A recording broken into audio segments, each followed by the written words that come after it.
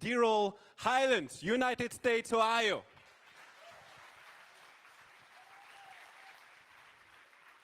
Thank you very much. So it's really excited to be here. This is the first time at this conference, and I appreciate them having me in. So we had a few technical problems, so there's a couple little things I won't be able to do, but I think it's going to work pretty good anyways. So moving into this presentation, I kind of have two general rules when hacking hardware. Always gain root access, that is premium. Got to have root access. There's no point in having the device if you can't get to that level. The second thing is, often to get to that level, you may have to disassemble the device and make changes or alterations to the device. And that's what this presentation is about. So, in that case there, the second rule is always return the device to full operational mode. That's not always the easiest. So when I started this work on this project, I guess it was probably about a year ago, I had a device and I wanted to be able to gain access to it. And I was able to pull the firmware off the device. I was able to pull the chip off the device, pull the firmware, but I wasn't able to get the password hashes in a usable fashion or crackable. So I'm stuck with a device that, one, is broken because it used a ball grid array chip on the device, and I did not know any clue how to put a BGA chip back on a device. So that's when the adventure started. So as part of this presentation, I want to talk about a number of different things. One is kind of opening the device, examining the PCB, and we'll just go down the list there. And at the end, gain root access. So these are things when I'm talking to people that are starting out in hardware, often is taking the device apart, kind of that first one. How do you get a device apart? It's not always that simple. In the US, if the device has RF capability, you can easily go to the FCC, the Federal Communication Commission, and they will actually document those devices online because they're required to be put in, to be tested, to make sure they meet FCC rules. And you can go to those devices, go to that site, you can enter the FCC ID that happens to be on the device, and from there, you can actually get pictures of the device taken apart. So that's kind of easy. You can look to see if it has screws, whether it has metal clips or some kind of plastic clips on it to actually disassemble it. And again, this is one of the hardest things. So I had a kind of an interesting story. I run a group, or did run a group in Ohio called Ohio Information Security Forum. And I used to go in and do training on hardware hacking. So the first thing I started off with is teaching people how to take devices apart. Of course, I wanted to be funny one night, and I brought in two devices that were iris eye readers. They had a whole glass surface on them. The cases on them were 1/4 inch thick, and they were hermetically sealed. And I passed these out to the class, and I said, take them apart. So they're looking at these, they're going to the FCC, they're looking at all this data, and they're like clueless. Well, I had one guy, Charles. Charles is a very unique individual. And I passed out a number of tools, but I didn't give him any power tools because I didn't have insurance to cover the damage that they were going to actually do to themselves. But I gave him a lot of different tools, and one of them was like a saw, chisels, all kinds of things. So as we're working, I'm like, where's Charles at? So he's over in the corner of one of these devices, and he has a saw, and he's taking a saw to it. And he's like, this is totally fanatical. He's crazy, you can't interrupt. He's like, get away from me, get away from me. He's sawing away, and finally Charles goes, I got it open, I got it open. And he brought it up to me, and I'm like, Charles, yeah, you did, you got it open. But remember, just because you win the battle and lose the war, you fail. He had cut the primary CPU completely in half with an actual saw. So this is an area that, and I've damaged chips. I've not chipped off boards, taken things apart, and then you're looking around on the floor trying to find them so you can put them back on. So the best thing when taking devices apart is patience. Slow patience gets you to the game. So the next area we want to talk about is examination. So what happens once I get that board open, or that box open? What am I actually going to do? And we're going to look at the device. And I encourage people, before you start putting electrons into the device or hooking wires to the device or taking a soldering iron to the device, is look at the device and figure out how it works, how it's mapped out, what are all the chips. You can often go online and identify all the data sheets for a number of the chips.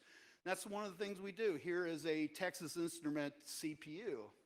As we go through this, we identify the components. There's the RAM. Up here is all the Zigbee communication protocol components in the MCU associated with that. Here we got the Bluetooth low energy connectivity for this device. Over here, I did actually solder something on because these were open connections, and we did identify it and were able to get UART access to this particular device. We also had Z-Wave, and then we get to the prize. This is an embedded multimedia controller. So everyone that has a cell phone on them has an embedded multimedia controller in that cell phone. These devices can contain a lot of memory. When you're dealing with, an example, IoT technology, I rarely see them much bigger than 2 gig, maybe 4 gig at max. Cell phones, obviously 16, 32, 64, based on how much money you actually want to spend on it. So the goal here is this contains all the data we want, the embedded multimedia controller. So when I first discovered this device and goes, okay, you know, I've been working in electronics for a few years, but I hadn't really encountered embedded multimedia controllers on IoT technology. I see them all the time now.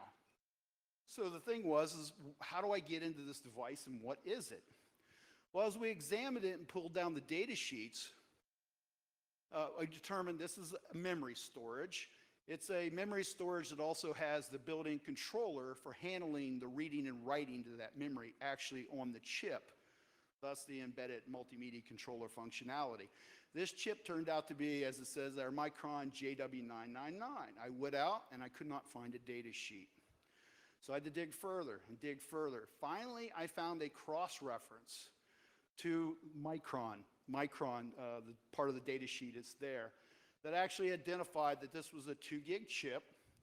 It is a 153 BGA, and what that means is ball grid array. If you look on the underside of the chip where the connectors are, there's little balls attached that are used to connect it to the surface of the circuit board. And as we jump over to the UART, and I connect it up to there, we were able to get a console, straight up console. The way we got access to the UART, one of the ways I like to do, is I hook a logic analyzer. I like to use Saleae logic analyzers. And I put a logic analyzer and looked at the data that was coming across all those pins. And from there, I was able to decode it as asynchronous communication. At that point, I like to, let me see if this laser pointer works. Well, that didn't work. Is it the center? Yeah, there we go. I'm not sure how good this is. But if you look at this up here, this is a Shikra. They're put out by Sanrio now. And these are nice little devices. They're about, I think they're probably about 40 euros. It has the capability of doing UART, SPI, JTAG. So that can come in fairly heavy for multiple type things that you may want to do, and it's inexpensive. So we tapped into the board, hooked the wires up to the transmit and receive that was part of the UART, and we were able to get a console, simple console on the device. But again, as I mentioned, no root password. I didn't know the password. I didn't even know if it even had a root encounter. It was called something else, which I've encountered a few times. Rarely, but I've encountered it a few times. So I was stuck in a situation there. What do I do next? Well, the next step is disassembly. How do we take the device apart? How do we take it apart properly? How do we take it apart safely? Get the chip off completely. So there's a number of ways. You can use hot air. This happens to be a hot air unit I initially purchased. And I went out, like most of us do. I Googled and said, okay, now that I have this funky looking tool, how do I actually use it? And there was a number of recommendations out there, and there was a number of temperature ranges. People say, well, set the temperature at, 450 Celsius and put it on the surface of the chip and it would come off. Well, I kind of followed these rules, and it took forever. Literally, I had it at, I can't remember, it was like 400 or 500 Celsius that they'd recommended I think it was about 400. And I let it run, and I let it run, and I let it run. They're saying, well, it'll come off in like 3 minutes, 2 minutes. Okay, I'm into like a half an hour, and this damn chip's not going anywhere. It's not moving, it's not budging. So I cranked the heat up. On this thing, it was all in Fahrenheit. So I cranked the heat up to about 900 degrees Fahrenheit. So we're gonna cook the damn thing. So what I did was, once I cranked the heat up, I started tapping the chip, just with a pair of tweezers every little bit. What happens when the chip comes loose, it'll wiggle. Once it wiggles, it'll always line back up to the ball grid array. And that's a good indication. I was able to get the chip off. That was my first method for getting the chip off. Now, I purchased several of these devices because I figured more than likely Daryl's going to kill one or two of them. So, and this is an example of the hot air reflow. And we went ahead and all the yellow tape on there is thermal tape. We use that to protect all the components around it because you're dealing with some very small resistors, capacitors, things like that, that if they come loose with that air flowing across them, they could easily blow off the board. So we put the tape around there to do thermal protection, and then I used a suction tool to remove the chip once I noticed that it was actually loose, and it worked. We were able to mount this up and get data off the chip. But there were some other methods that I actually prefer, which I learned later on when I got to the point of putting the chip back on the board. And that is, I like to use an infrared oven. When I was at Hack in Paris, I talked to a gentleman from Germany. He says, forget the hot air, you need to go to infrared. Now, he had an infrared device that more centralized the heat in a given area, and the prices of those were like 600 euros, and I'm cheap, okay? So I went out and bought this Chinese infrared oven that would support the size of the board, and this one has 6 programming ranges on it, so you can program the temperature, or it has 6 fixed ranges, so that you don't heat the chip too high, you don't heat it too quick, because you can thermally damage the chip by thermal shock. And it also cools down at a right rate. And then it had 2 that you can actually configure yourself, which it worked pretty good. So in the next example, I put a chip, this board in the oven to pull the actual chip off of it, and we actually have a video if it works. It was running for about 2 minutes. I reach in there, and I pick the chip off the board. Now, the thing to remember when you're actually doing this is all the other components are loose on the board. As another job that I was doing on another device, pulling an embedded multimedia controller, it was based off a cell phone system that was used in a manufacturing environment. And it turned out that the embedded multimedia controller was epoxied onto the board. So it had epoxy clear up underneath it. And I wanted to get it off, so I figured I would try the oven. I first went in and ground all the epoxy out around the edges so I can get a thin metal razor device up underneath the edge.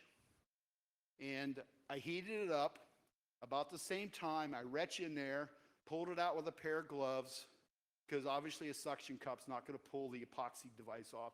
And I was able to remove the chip safely. But in the force of removing the chip, I freaking flung components all over the room. So there was like, and I swept up most of them and sent them back to the customer in a big plastic bag. But it literally, there was resistors, caps, shields, CPUs, everything was on it, just scattered all over the room. And I know I didn't find half of the stuff. But just remember, all the components are actually going to be loose. And I have to admit, I don't know if anyone thinks this is where my mind goes. I'm thinking, if I put something in the oven and I heat it up and there's components on the bottom side, will they fall off? The answer is no. Typical components, shields may, they're fairly heavy. Components will not. There's a cohesion factor when solder melts that'll actually suck it up against the surface and prevent them from falling out. So, and I proved that because none of my components fell apart. So then we get to the phase of actually extracting the data. So the way to extract the data is with a device. I have one right here. I was hoping to get the camera going so you can see it. But after this presentation, Feel free to come up and talk to me. I'll show you these things right up close so you can actually see them. We can catch you outside. But this here is an embedded multimedia controller reader. And the way it works is you have this clamshell here, and you put the chip in it and you close it up. And you hook it up to USB. The cool thing with embedded multimedia controllers, they're pretty much the same devices you're actually seeing in SD cards. So here I have okay, doesn't want to play. Here is actually a video. So we hook the device up, we plug it in, and if you watch over here, that chip will actually mount up as a file system, just like it's an SD card. So there's no doing bin walk to extract the data. It just mounts up. And then you can just go in through normal file browser and actually go in and look at all the files that are actually on the chip. Now, I'll let you know, and I've encountered this a few times on weird devices, where something that mounts or shows up as a kind of a Linux partition, but won't mount, and no matter what you do, it won't mount. What I've actually done is similar to what we're going to do to get the data off to modify it. I DD'd it off, used Linux DD, and I pulled the partition off, and then I wrote it to a USB flash drive, and then plugged it in and it worked. I've had that work a few times to solve some of the problems. So in this case here, we have a fairly simple DES, looks like a DES hash, but we weren't able to actually extract it or crack that particular password. So, and that's how we would get it off if we go back here. The command at the bottom, DD, which is the standard Linux command for doing bit level copies off a device or a partition. In this case, once we've identified all those partitions, we identify, what is the kernel and what is the actual file system. What you'll find out on most IoT devices is that there will be two kernel structures and two file system structures. And the reason for that is firmware upgrades. So when you do a firmware upgrade, what it does, the box will actually have DD on it. The operating system will have DD. And what sets the primary kernel and primary file system partition is typically done in U-boot. So if you look in the boot structure, or you go into U-boot console, you can find the identifier that tells you what the primary one is. And then what it does is when you do the firmware upgrade on the device, it'll take the one that's offline, it'll actually upgrade it using DD. It'll rewrite that firmware onto that partition. And then what it'll do is it'll reboot, reset to U-boot until that's the primary. That way, if it fails, the system will fail back and come back up on your original operating system versus bricking your device. That is the proper way for doing it. We have encountered systems that don't do it that way, but most of the standard IoT technology that have full-blown operating systems on it, that's how it actually works. We already did that. So the next thing we want to do is, now that we've DD'd this off and we actually have a partition pulled off, an individual partition, we want to modify it. When we were looking at it as a mount file system, unfortunately, most of those mounted file systems are read-only. In some cases, if you're doing this on a cell phone, a chip pulled from a cell phone, you can manually, through the command line, remount it as readable. In the cases of IoT, I have personally not encountered anyone that'll do that. They all stay as read-only. So you cannot modify the data on the actual chip in its standard state. The only way to do it is unsquash the file system. So you take the actual partition that you copied off with DD and you run unsquash on it if it happens to be a squash file system. And that was the case here. Once you have the squash file system off, then you have the ability to make modifications to the actual device. And what I did, and I would show you live, but you've seen people type before. We can talk to the point. the way I did it is, once I've unsquashed it, it's just another Linux structure. It's called slash squash. You go into it, there's all of your standard Linux file structure. You go into etc, you modify the shadow file, you put a hash in there of a password that you know. You can generate those with OpenSSL. With a command line, you can generate it. You put that in there. You go ahead and create another account because this device did not allow root login from the command prompt on the UART. So I created another user on the device. This case, I called it Bubba. Hopefully we'll fire it up and I'll show you that I've logged into it and the structure that I did to it if everything's working over here. Either way, I'll switch off this so we're able to do that. But was able to change that. So I changed groups. I put him in there as a group. I put him in there and changed the root password, and I set Bubba's password. That way, when I come into the device, I should be able to, once everything's back together again, theoretically, and of course at that time it was like pure theoretical, I didn't know if any of this shit was actually going to work, was able to change those things to gain access to that next level, root level access. But we changed those, and the next thing is, which we get into modifying the data here, is where I talk about the password, the shadow, and the group. And I added Bubba in there. I add him as a group, add him in the password file, and that way we should be able to do what we're talking about. So once you get to that point there, now you need a structure that you can actually put back on the chip.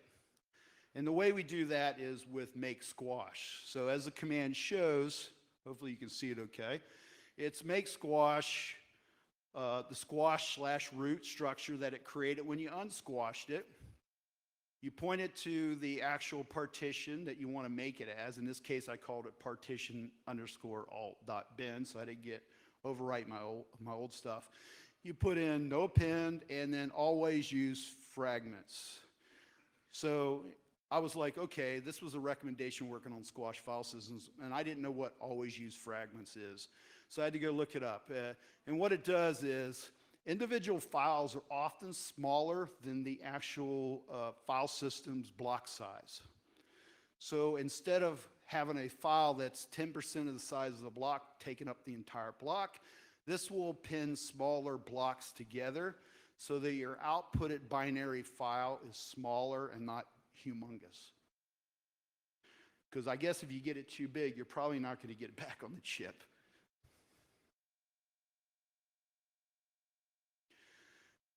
And then we go back to where we started from. Remember, we originally read the partitions that we were interested in.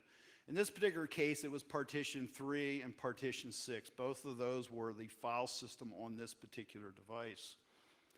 And from there, we were able to write it back. Again, DD, just back in the other direction, and we overwrite the actual chip that's in that chip reader. And so we can modify it at that point there. So far, so good. Everything seemed to work. Now, the interesting thing is, and I did go back and test this, so I want to mention it to you. I had used DD to actually pull the full partition off there. I also found out that you can just use unsquash against the binary, and it would pull it off there also. But I like this extra step. Don't ask me why. I guess it seemed more logical. But I did try the other way. I didn't try burning it back with make squash onto the chip. I didn't want to totally screw up my chip. But I was able to get the squash file system off with unsquash, pointing it at the chip instead of the actual partition, and it did work. So then we get to the interesting part. How do we reassemble this device? How do we put it all back together again? This is kind of interesting. I found it exciting as I learned this process. So the first thing we do is we have the chips, and I don't have, unfortunately, I don't have this magnifier working. So if you're interested in seeing these chips, I was showing them some gentlemen earlier. These chips are about 11 millimeters across, and they contain 153 pads on it. It's a BGA. So you can actually use a screen grid, and that's what the one tool up there is, the blue thing, and it's actually a grid system that you can use. And I mean, this is it right here. So you have this big mechanical, crazy looking thing, and it actually has a screen in it that has 153 holes laid out as the chip should be laid out. So this was one of the first ones I tried. I had to wait like a month to get this thing from China, at least the screen grid. You can get grids for the bigger chips with no problem, but was unable to get the screens for that. So I ended up waiting about a month on that, and it finally showed up. And as you can see, I had to track down balls at that time because I couldn't find anyone selling 0.25 and 0.3 BGA balls. So this vial, I know it's hard to see, this vial, when it's half full, and it's only like half full, actually contains 25,000 balls. And currently, 10,000 of them are on the floor in my lab. And I have no idea where. So reballing in screen, and what I found out for the really small chips like this, the screen's no good, just not any good. The screen grid was so thick that literally 2 balls can fall into a hole. So I spent more time trying to fish extra balls out of the holes in the screen than actually trying to get the balls into the screen.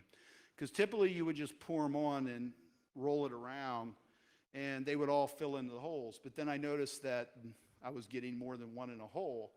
And when you're trying to pick something up that is 0.25 or 0.3 millimeters in size, it's really not that easy to do.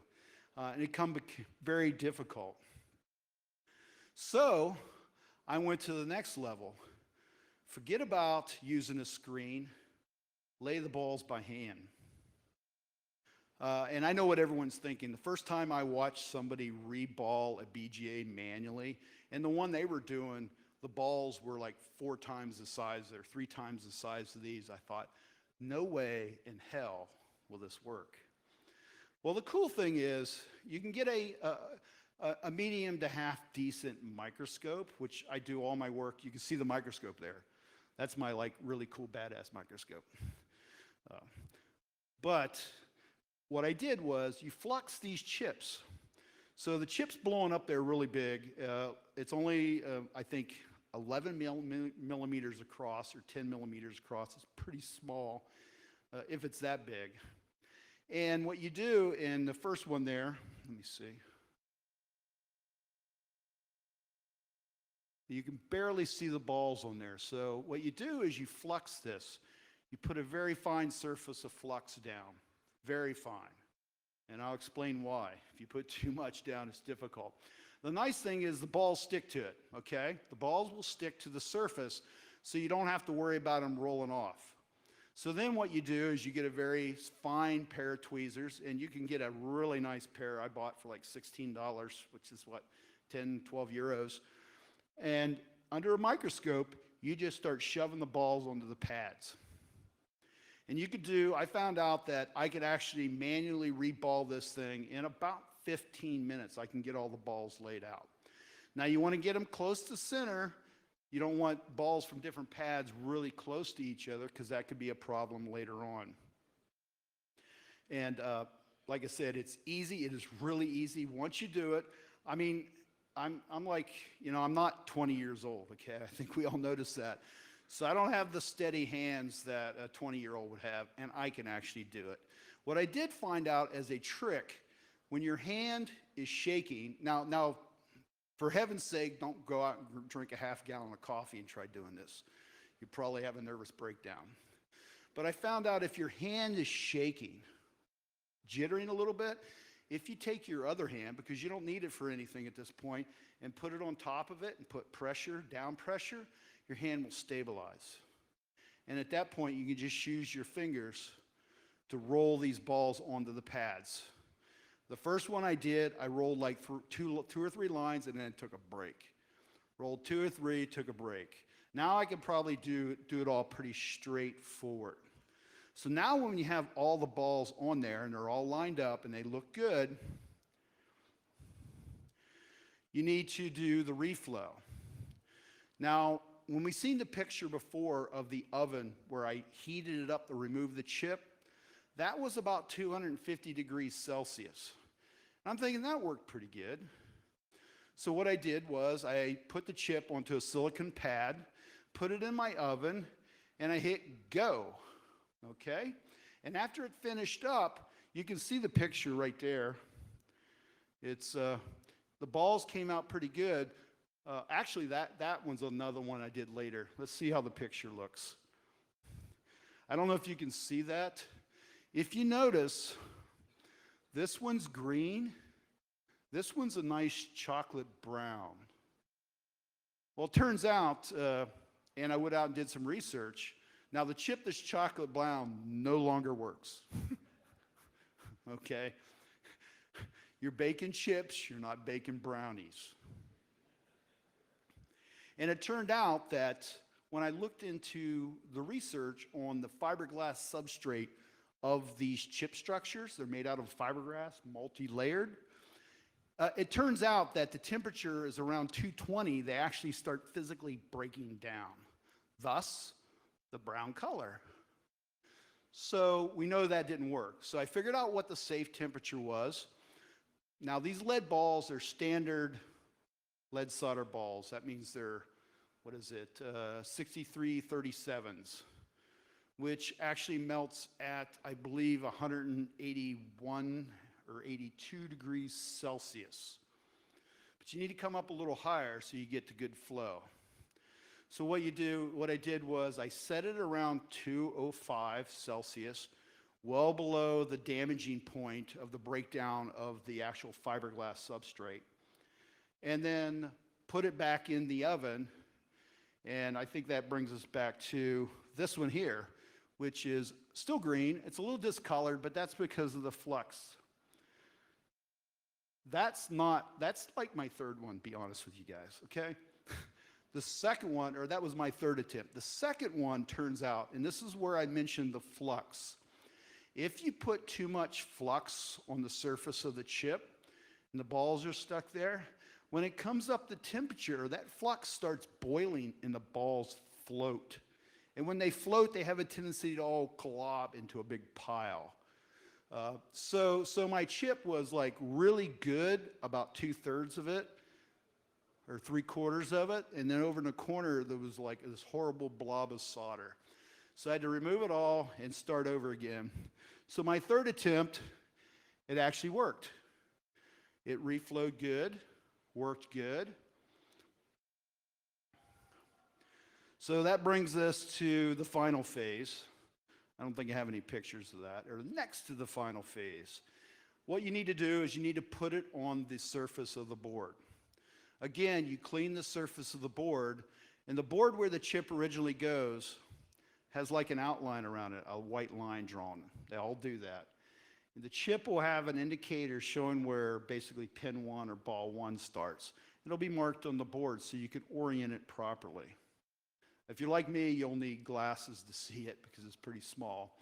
But you can actually find it. So you clean the board well with, solder wick and stuff like that and flux, and you get it all clean. You clean it with an alcohol swab. Now there's some indications on what's good, whether alcohol or other chemicals are better. I just use alcohol. I haven't had a problem so far. And then what you do is you flux the board similar to what you did on the surface of the chip. Don't forget, you want to clean the chip because it has all the old dried flux from the original cooking of the balls. And I do that with alcohol and a small brush, and I clean it all off. You line it all up, you put it in the oven. Now, you can go back to the 250 degrees. And the reason why you can use the higher temperature on the board will dissipate a massive amount of heat. So none of the chips should come up to that breakdown temperature when you're actually doing this, if you're putting a board in there.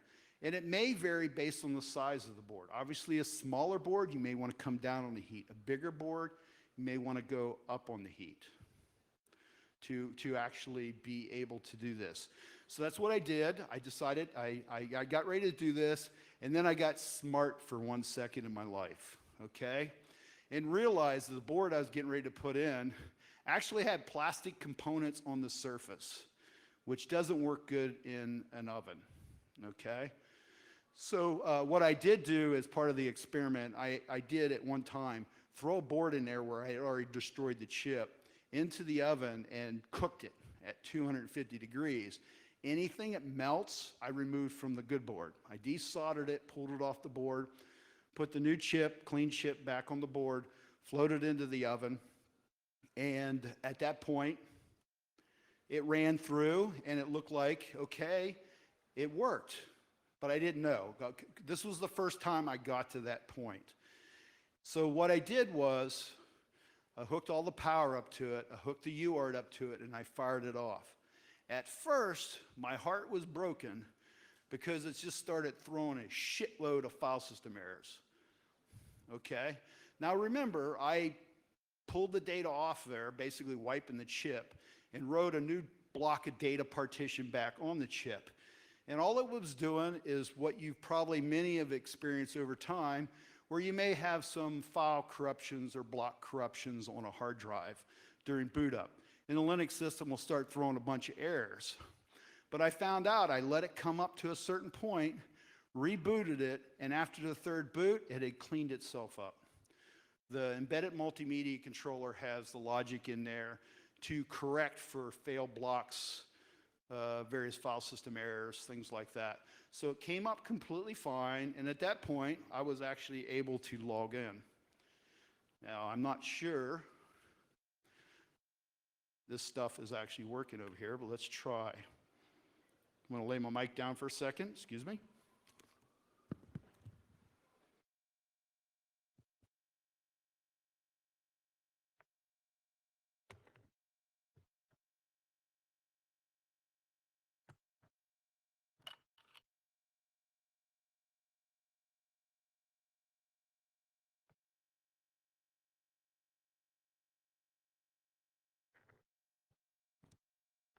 Cables here, I don't know where half to go. Here we go.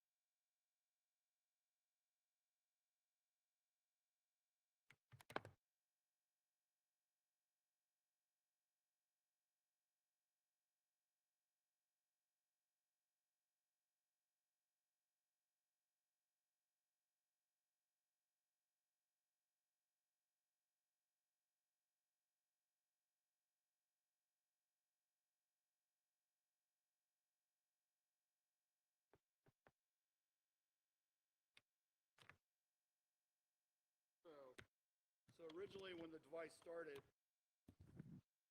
it would actually boot up, and this is how it booted up.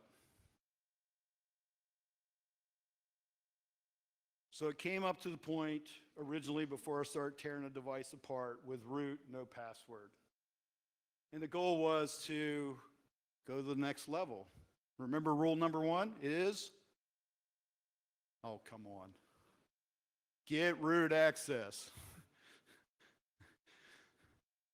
So we had the device back together normally, and I had put these in there and a password of test 1, 2, 3, 4, nice and secure. So I was able to get in as Bubba, my account that I created. But now will I be able to get into the other? So SU, again, a super secret password of test 1, 2, 3, 4.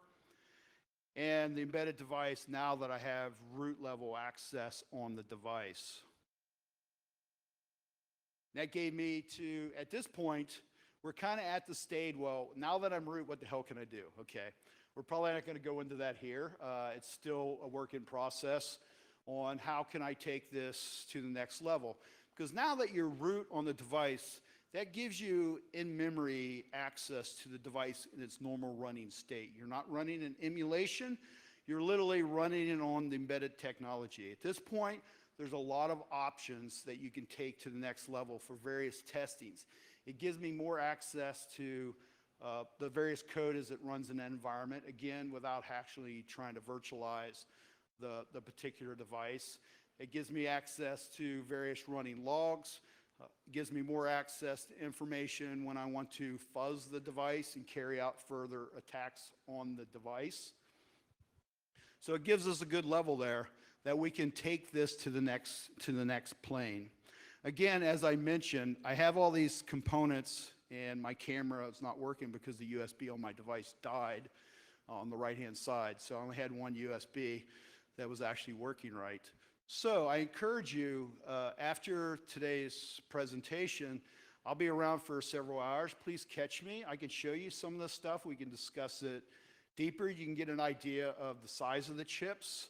Obviously, looking at the picture on the screen and how they're made or structured, it doesn't do justice to it. I was hoping with the camera to put a Euro down and set a chip on the Euro so you get an idea of its actual size. Again, one of the things I do is I encourage you to go out there and experiment with this stuff. So what is the general price points if you want to learn how to reball BGAs, gain access?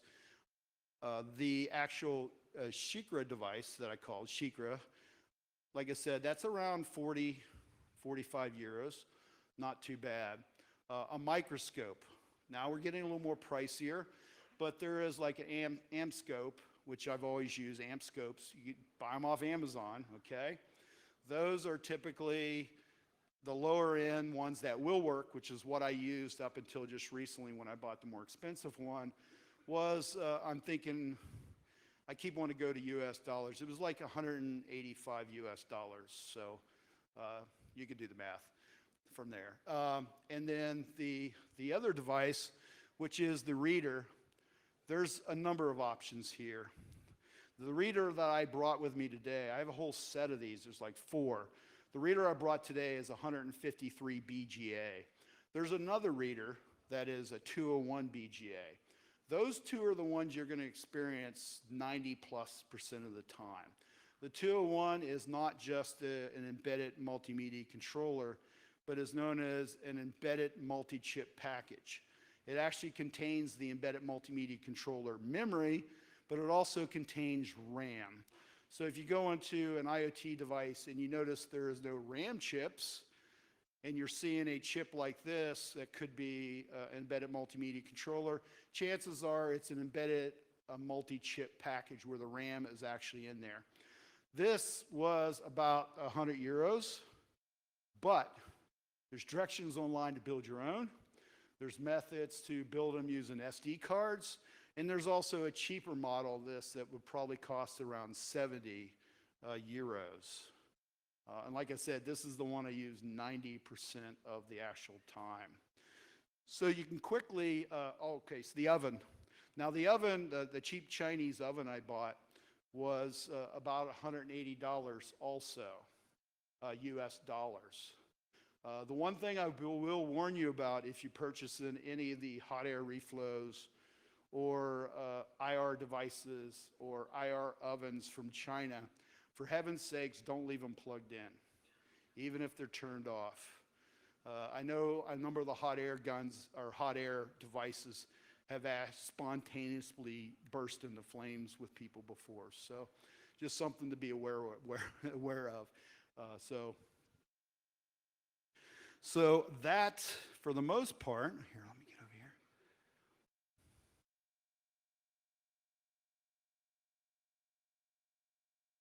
What's that?